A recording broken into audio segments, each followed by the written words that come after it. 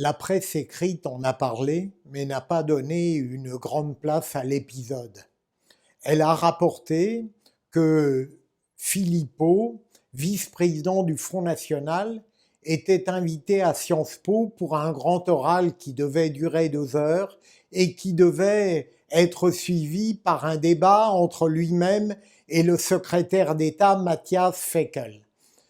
Il est évident que d'autres personnalités avant Philippot avaient été invitées à ce grand oral, NKM, Bruno Le Maire et d'autres encore, et qu'il n'y avait jamais eu le moindre problème de la part de Sciences Po.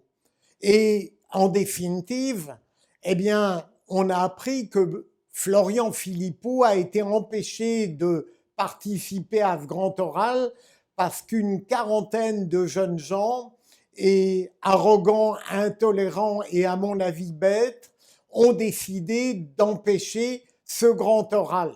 Il s'agissait de l'Union des étudiants juifs, de la Fidèle et d'un groupe dont je n'avais jamais entendu parler, Solidaire, qui a fait un sitting devant l'entrée de Sciences Po. Après avoir rapporté l'information, les médias ne se sont pas indignés devant cette atteinte intolérable au pluralisme et à la liberté d'expression. Bien sûr, évidemment, au contraire, on a donné la parole à tous ceux rares, une quarantaine, qui avaient décidé de boycotter et d'interdire cette manifestation. La direction de Sciences Po s'est lavé les mains et l'esprit en disant que ça n'était pas elle qui avait invité et donc qu'elle laissait faire. Tout cela, à mon sens, est tout à fait scandaleux.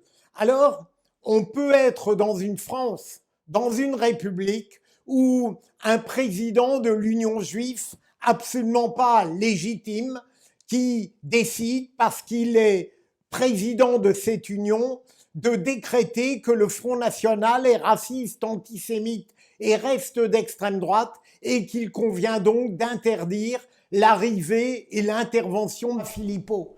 On peut être dans la Fidèle d'extrême gauche et avoir la même position et se féliciter d'interdire la manifestation d'un vice-président de parti que l'espace démocratique justifie.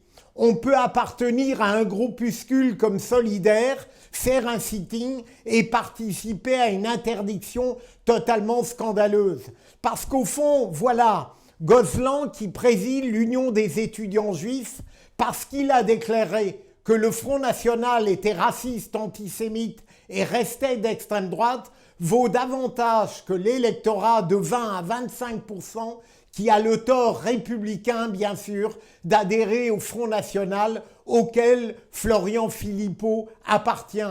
On aboutit à ce comble qu'un groupuscule, qu'une soixantaine de jeunes gens qui, pour être jeunes, ne sont pas forcément remarquables, décident de parler en notre nom, mais au nom de la liberté d'expression, au nom du bonheur de la contradiction, au nom de l'affrontement démocratique, au nom du courage intellectuel et au nom de la dispute politique dans ce qu'elle a de plus noble, mais décide de parler en notre nom et décide tout simplement d'interdire une intervention légitime et qui aurait ajouté au pluralisme de Sciences Po. Et dire que certains rêvent de cette école, de cette grande école, et que pourtant elle est gangrenée par de tels dysfonctionnements démocratiques et républicains.